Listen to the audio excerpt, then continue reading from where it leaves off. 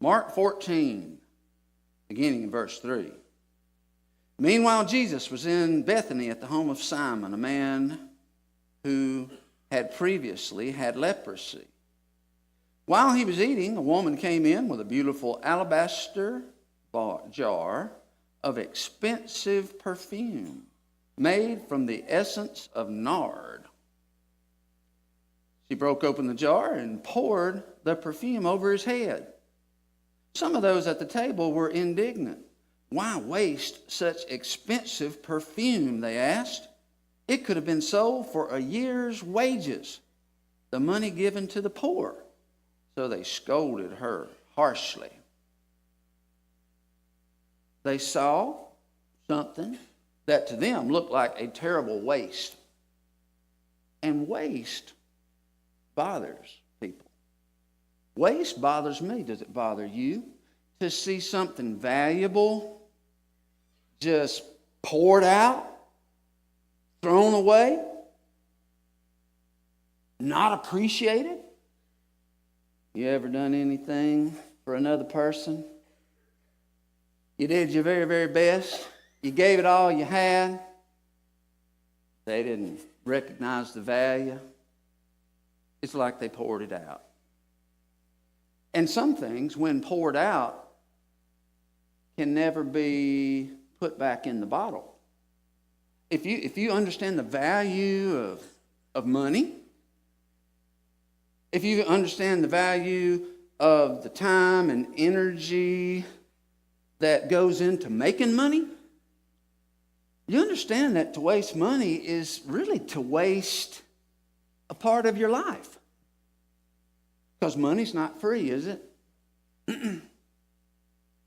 Sometimes a really generous person will give us some free money, but it really wasn't free. Somebody, somewhere, worked for it, sweated for it, or they stressed in order to produce it. Money doesn't come easy. And that's why it's valuable. Your money represents the way you've used your time, the way you've used your energy. And so there is a sense in which wasting money is a waste of your life, at least a part of it. That should bother us, that kind of waste. At least most of the time it should. To waste money or to waste time. Ooh, time, wasting time bothers me even more than wasting money or losing money in some investment or buying something that turned out to not be what I thought I was getting. You've all done that. And you know how it feels to spend years of your life building a relationship with a husband or a wife, with a child, with your parents, with people you care about, a group of people you care about, pouring yourself into them. Have you ever poured out yourself and it basically hit the ground? Time is like that perfume that would have been poured out that day in Bethany. I picture a dirty, dusty floor. I see that essence of nard. So expensive, it took a year's wages to buy it. Poured out on the head of Jesus, dropping off onto the floor, and there's no getting it back. That's why I say wasting time is even more tragic than wasting money. You can always make more money, but you can't make more time. You can't make more time, and you can't get back time that's lost It's been poured out, and there's no getting it back in the bottle. Years spent with someone who turned out to be the wrong person. Years spent with the wrong person doing the wrong things. Failing to do the right things because of the wrong person's influence or their control. Also, maybe it's that you were the wrong person. Maybe you were the wrong person who took things from another person that you can never give back. You stole good years of their life because they were committed to you and you abused it. You took it for granted. You treated them as worthless. I bet if you are now concerned enough about your soul and about God and about living a good life, if you're concerned enough about that stuff to even be here this morning, then I bet you can look back at things you did that were hurtful, that robbed other people of time. They can't get back, and it hurts.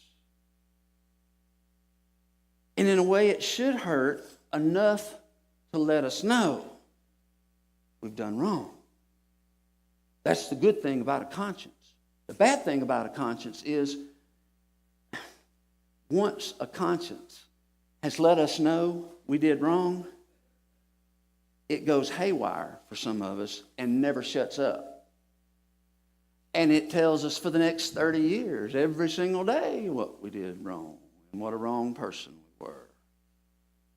You know what waste feels like, don't you? What about great personal sacrifice? Your kids, your grandkids. I bet you, if we went around the room here, everybody opened up, told it all, there'd be plenty of people who say, oh, I look back to when I was raising my kids, and my, how I wish I'd known then what I know now. I was too hard on them. I was too easy on them. I loaded them down with guilt. Or maybe I raised them in such a way that they have no sense of shame no matter what they do. Either of those is bad. Or maybe you did do everything in your power to teach them right and wrong, to teach them about Jesus. Teach them about the life of Jesus and the stories of the Bible. And you gave, maybe some of you, I know some of you, you made that a priority. Oh, your regret is not that you didn't talk to them enough about the important things of the Spirit. It's that you talked to them so much and they did not see the value. And now they're living in a way that almost seems to spit in the face of what you taught. Was it wasted? Was it wasted? Was it wasted? Well, before you say yes, it was wasted, you need to read with me a little further in this scripture, because you're going to discover that Jesus looks at supposedly wasted things in a different way from us. He sees things that to us seem like hopeless waste, tragedy. And yet Jesus can see beauty an opportunity that you need to see before you leave here today. So go back to that scripture with me. Mark chapter 14. The others in the crowd who saw the year's wages in perfume poured out, they were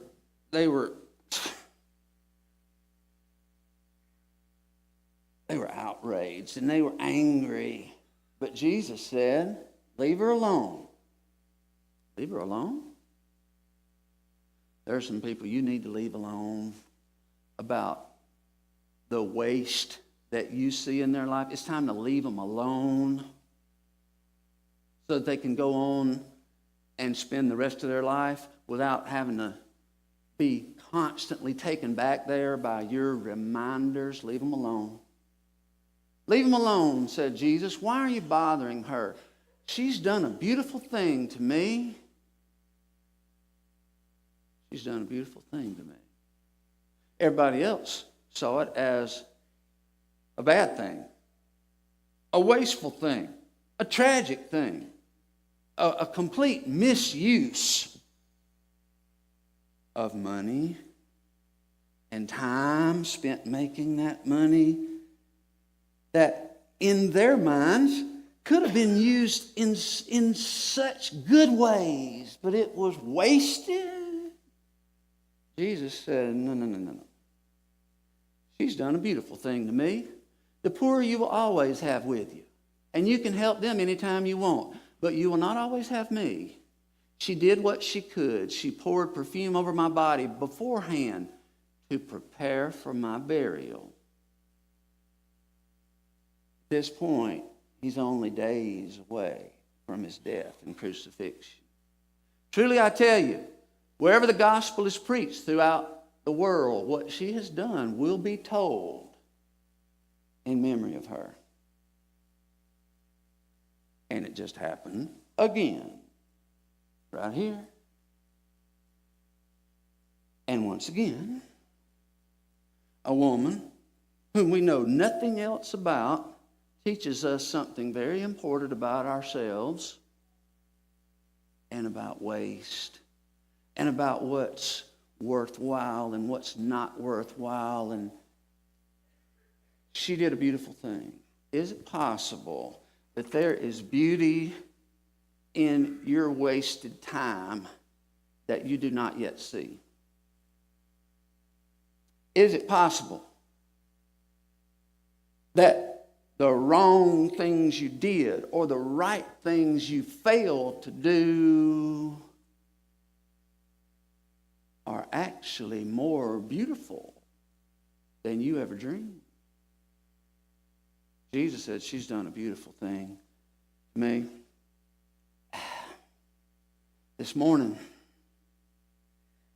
I met a young man, David, sitting over here with Irma Mize, David Hauser. His father is Michael Hauser, the landscaper.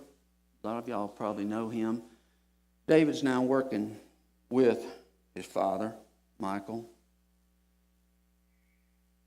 David spent many of his growing up years living with his grandmother. She was a godly grandmother. She taught him the scriptures.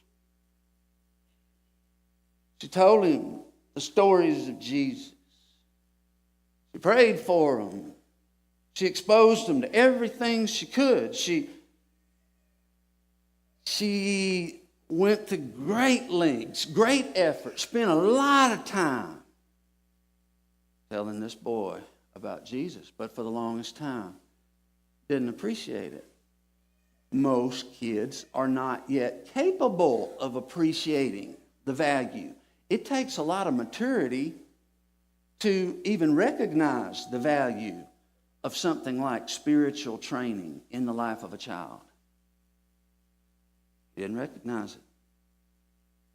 And then, about a year ago, David's grandmother got sick, especially the last year. Sick, unable to keep anything down. And slowly she wasted away before the eyes of her family. You ever seen anybody waste away? Somebody you love, have you seen them waste away and they're transformed from the person you knew into this shell you hardly recognize? She wasted away. What a tragedy. What waste. Such a good one. What waste. What loss. Wednesday of this week, she died.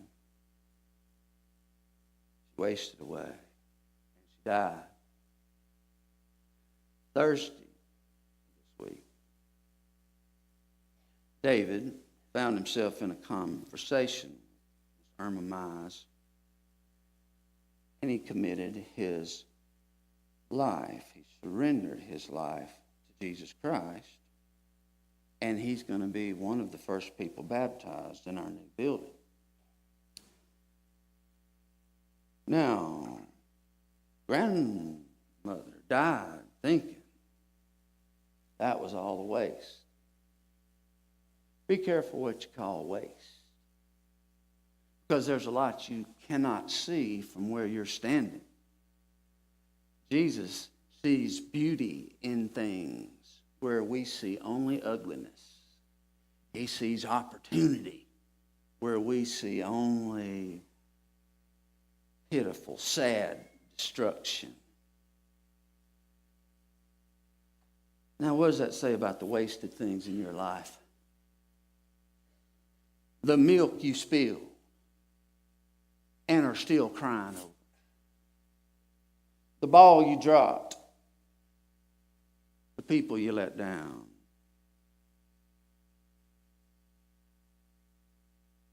Times like this, those things are pulled up from deep within us. They come to the surface of our consciousness. And that's when many of us are so acutely aware of the waste that it's downright depressing.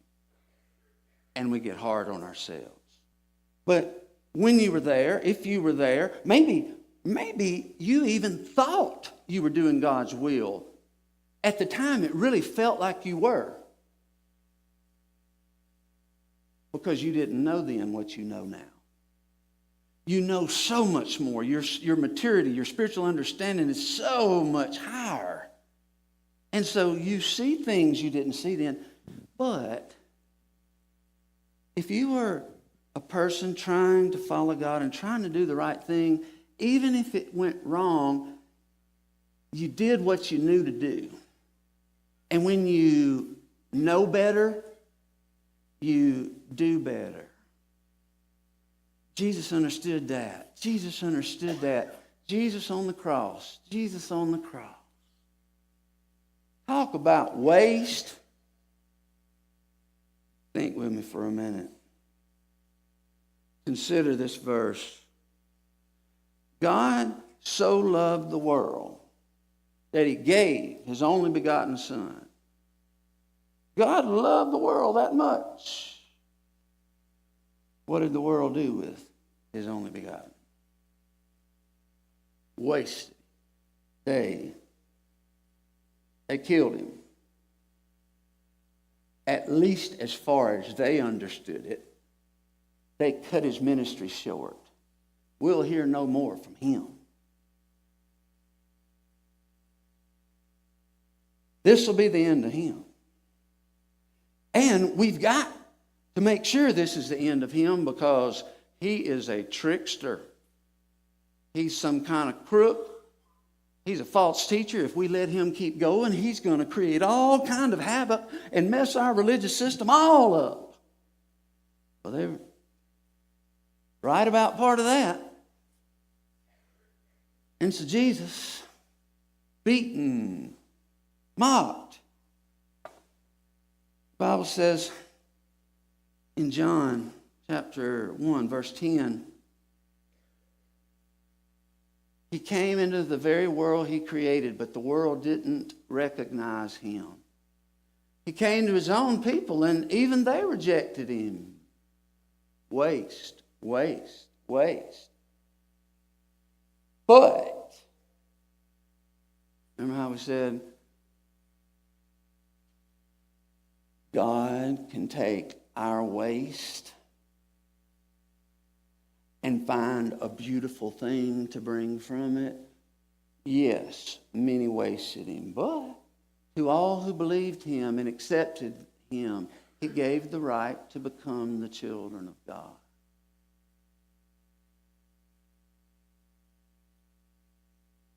Looked like a waste. Hurt like a waste. What sorrow, what shame, what a shame. God sent his best. We responded with our worst. See, let me put it this way. God is in the recycling business. God has this miraculous way of taking our worst and recycling it into something beautiful, something useful, something good. He did that with Christ on the cross. He'll do it in your life. What about time you've wasted? It can seem so wasteful. But I read recently about a POW camp in Japan during World War II. The conditions, hideous, hideous. The men given just barely enough stale bread and half-rotten food to keep them alive enough to work. And those men wasted away.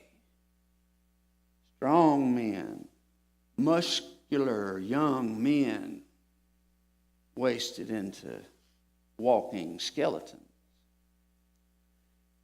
And what began to happen was an every man for himself mentality. And when one soldier died, the others were so desperate that they would swarm around him like buzzards and take everything he had. But then one day, after months of that, living like a pack of coyotes, one man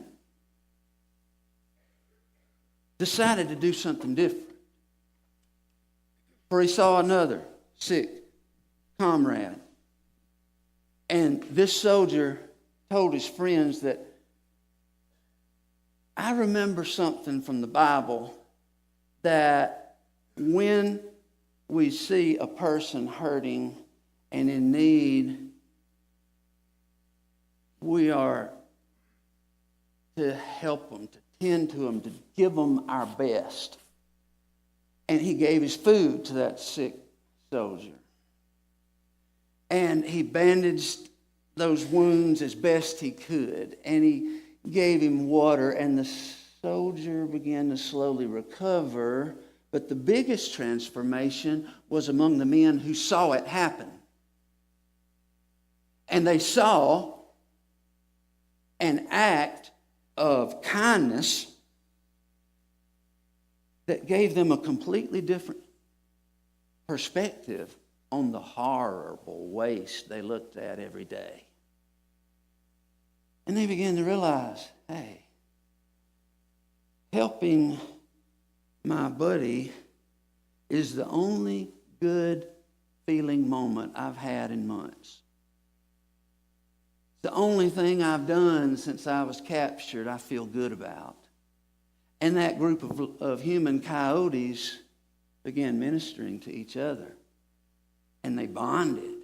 They became as one. Brother and brother, back to back, under wasteful conditions. Then one day, a work detail went out. Each man given a shovel. Time came to march back to the stockade. Japanese officer in charge counted the shovels. One was missing. He demanded to know who took the shovel. Who took the shovel? Where is it? Nobody said anything. He said, listen. Pulled his pistol. And he said, I'm about to shoot every one of you in the head unless one of you stands up and admits you took it. Immediately, one frail and scrawny, weak soldier rose to his feet and walked toward that officer. And he said, I took the shovel. And the officer began to beat him and to kick him. And he beat him and he kicked him and he beat him and he kicked him long after he was dead. Oh, and if you'd been there that day, you'd have thought, what a sick, pathetic waste. Here he did something good, and he got that for doing it. But then again, perhaps he did a beautiful thing. Because 6 months earlier, if that same scenario had unfolded, where's the shovel? I'll kill you all unless somebody takes the punishment. The whole detachment would have been wasted right there. But you see, somebody had caught on to the Spirit of Christ. And somebody realized that when I do something wasteful,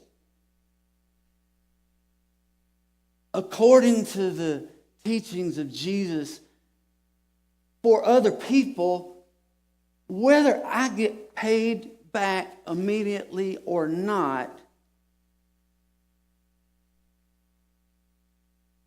it's well spent.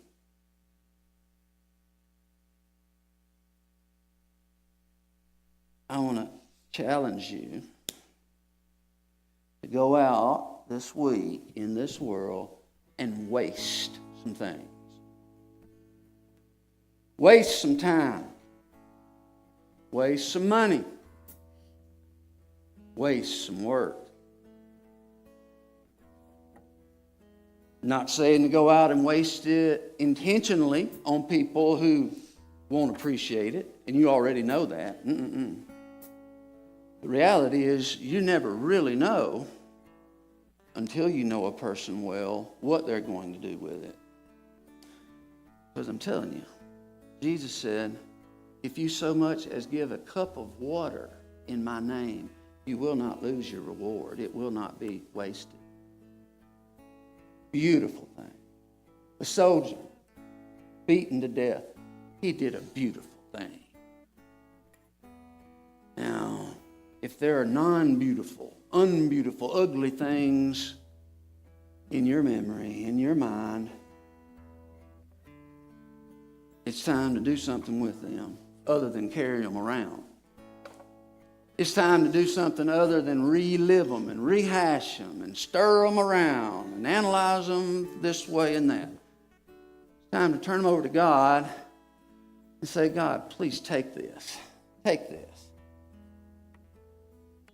To me, it's just a wasteful mess. But I don't know what else to do with it. Take this and recycle it. Bring beauty. Bring beauty from my wasted days. Wasted. And so, that brings us to the paper you have. Paper you have and the recycling bin I'm holding here. God is in the recycling business. And those of you who need some of your waste recycled, I'm going to ask you to do this as we sing in just a moment. I'm going to ask you to write on that piece of paper. Don't put your name. No need for that. Just write the name of the person you feel you hurt through a waste. Write down a simple phrase that, to you at least, connects with loss, tragedy, things you wish you could get back, write that down. And we're going to pass the recycling bucket. And this allows you to do more than just listen to someone else tell you the truth. It allows you to participate in doing symbolically His truth. There's power in taking ideas like I've shared today and doing something tangible with them. So we're going to stand. And the recycling bucket is going to be right down here toward the front. And as we sing, you come bringing your waste, and with it a prayer, committing it to God's hands, knowing that once you put it in here, I'm going to take it away to PCDC this afternoon, and you'll never see it again. You can't get it back. Come waste it.